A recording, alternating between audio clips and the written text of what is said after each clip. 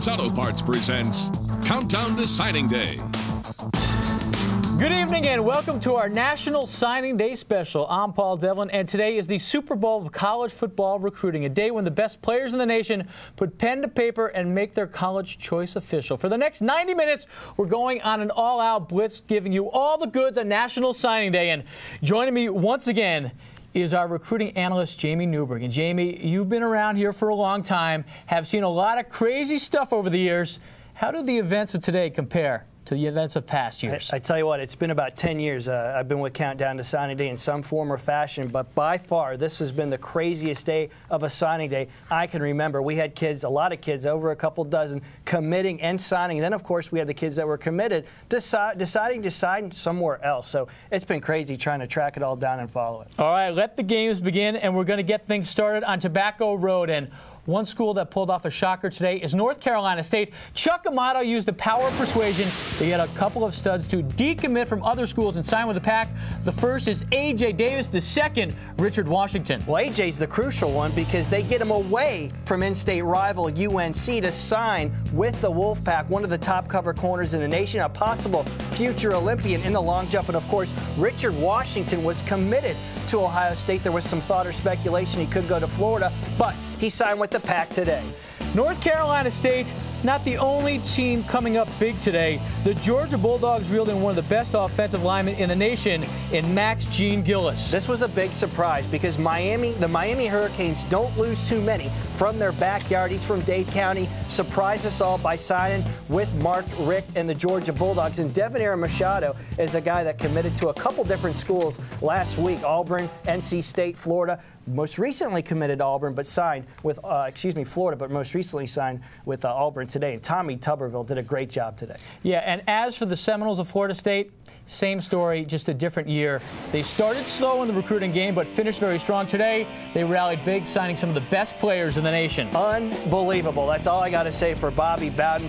Wields the magic again. Pat Watkins signs around noon. Chris Davis at 9 o'clock this morning. Mr. Football, Leon Washington, committed late last night. He signed today. That is a trio, an unbelievable trio. 3 down, 3 more up at Florida State. Sam McGrew, Broderick Bunkley, and Chris Bradwell are going to be Seminoles. And I want to stress, these are all guys that did it today. We didn't know where they were going. We had a good idea, but they didn't make it public. Sam McGrew, Reggie McGrew's cousin, picked State over Florida. Broderick Bunkley had all 3 Florida schools offer him. He decides to go to Florida State. Chris Bradwell decided on Florida State over Georgia. Well, one guy that's not making his decision today is Buster Davis. The Seminoles thought they were getting the All-American linebacker, but he's putting his decision off until Thursday or Friday. At the earliest. We'll have to wait and see what happens. He wanted to announce on Tuesday. He was too confused, postponed it until today.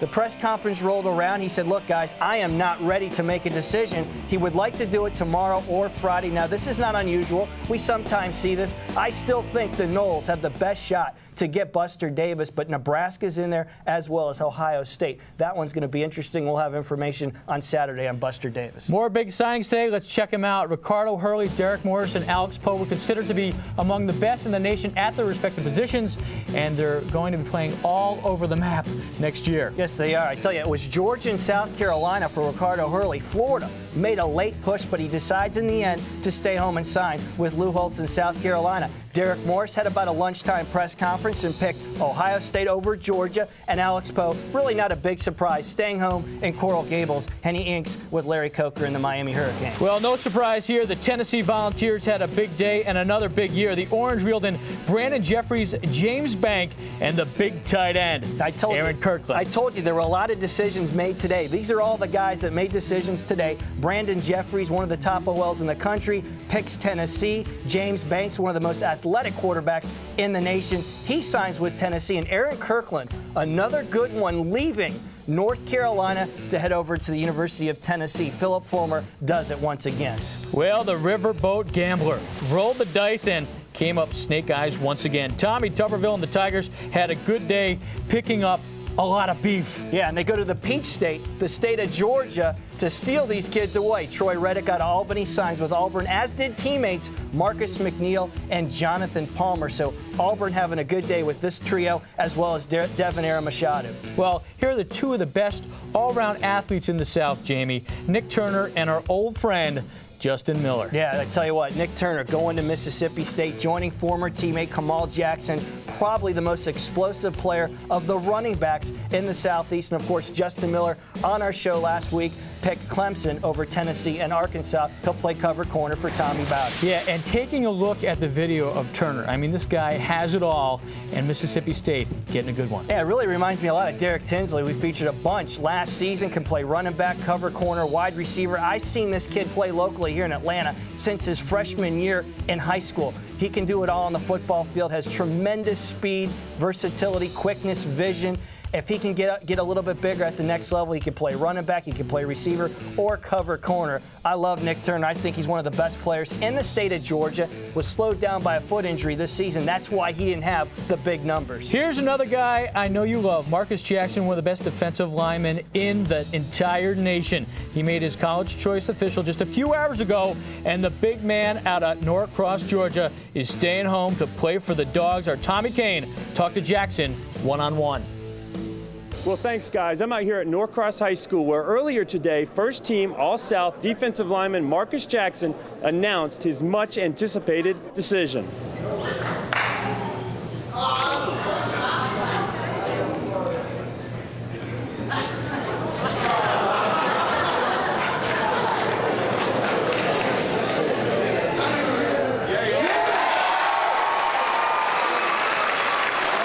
Now I'm joined by the newest member of the Bulldog Nation, Mr. Marcus Jackson. Marcus, congratulations on your announcement today. It's got to feel good to have this day over with. Yeah, it is. You know, the recruiting has started getting, a little hectic, but now it's over. I feel great that I now know where I'm going. I'm Bulldog now. So staying close to home, to have something to do with it? Well, a little bit, but if it took me going out of state, I would have went. But I felt, the atmosphere at Georgia, and I felt really at home at Georgia, so that's why I'm going to stay at. Was that the final factor in your decision, the atmosphere? Yeah, well, not the atmosphere, just the feeling I had inside of me. And, I prayed at night. That's what I came out with. Great. Well, Marcus, thank you very much, and good luck next year. All right, thanks. Well, there you go, guys. Marcus Jackson will be lacing them up in Athens next year. Back to you guys in the recruiting headquarters. All right, Tom, thank you very much. So the guy that they call Grandpa, going to be a Bulldog. Oh, it certainly is. Well, I love the way he did that with the hats and everything. I tell you what, last night we really thought he was headed to Florida State. We thought it was a done deal, but he surprises everybody and picks the Bulldog State. I tell you, Mark Richt doing a great job on both sides of the line, OL and DL this year. And, one of the biggest shockers this year was the success of the Virginia Cavaliers. Al Groh had what many are considering to be the best recruiting class in school history, and it all came together on Monday when he finished off the triple play. He got Ahmad Brooks, Kai Parham, and Michael Johnson to commit to the Cavs. I tell you what, Paul, this all happened within about a 2-hour window on Monday afternoon. Kai Parham, to me, the best defensive prospect in the land that I've seen this year, just my opinion. Ahmad Brooks, another All-American type, and Michael Johnson, one of the top running backs in the nation, all stay home to play for Al Groh. This is a tremendous group of players they're getting in. One player Virginia did not get was Marcus Vick. One of the top-rated quarterbacks in the nation is following the trail to Virginia Tech, created by his brother, Mr. Electric. Yeah, this one really came down to the two Virginia schools. Miami was very involved early on, and I really believe if Brock Berlin doesn't transfer from Florida to Miami, Marcus Vick would have been a hurricane. But he signs with Virginia Tech, has some big shoes to fill. With all those expectations, you got to be like Mike, big brother. We'll see if he can do it. I don't know if he has quite the arm or the straight-ahead speed as his older brother, but he's definitely got a lot of talent. Could play quarterback or wide receiver. But he's got time on his side as well. A lot of time to develop. Florida State also hit the jackpot earlier this week. The Seminoles got A.J. Nicholson and Lonnie Davis to commit. Yeah, and A.J. will join us on Saturday to talk about the decision on our recap show. One of the top linebackers around committing to signing with Florida State over North Carolina and Tennessee. And Lonnie Davis, been a kind of strange one. Committed to Arkansas, Florida State, went back and forth. He inks with the Noles. Well, checking out three other players that made it official earlier this week, Chancey Stuckey, Ben Obomanu, and Nick Brooks, ended weeks of speculation by making their decisions. Yeah, I tell you, there's some doubters out there that say Chancey's stuck. He can't play quarterback at the next level. But that was said about Woody Dantzler. A lot of the same attributes as Woody. Ben Obomanu, one of the top receivers around, goes to Auburn. And Nick Brooks, one of the more underrated players from the state of state of Georgia, going to the University of Florida to play for the Gators. He'll play cover corner. Big day for a lot of players, big day for a lot of schools. All right, we are just getting started on National Signing Day. So many players, so many schools, but we're going all out to get you all the information you need to know. Coming up on our Signing Day special, 3 of the best coaches in the country talk about their recruiting classes, including the head man at Florida State, Bobby Bowden. And Lou Holtz found a few good men in South Carolina. The miracle worker talks about his job. And Larry Coker, fresh off a national championship, talks about his first ever recruiting class for the Hurricanes. Derek Morris, one of the best linemen in the nation, signs his national letter of intent right here on Signing Day. And he's a chip off the old block.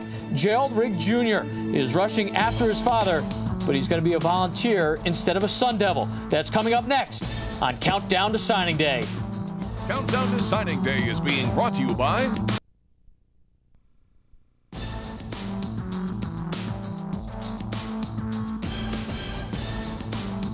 Welcome back to the show. When it comes to offensive linemen, there are not many better than Derek Morris. The senior out of Charlotte, North Carolina, has made more pancakes than Aunt Jemima. He's 6'6" and just over 340 pounds. You like that, Derek?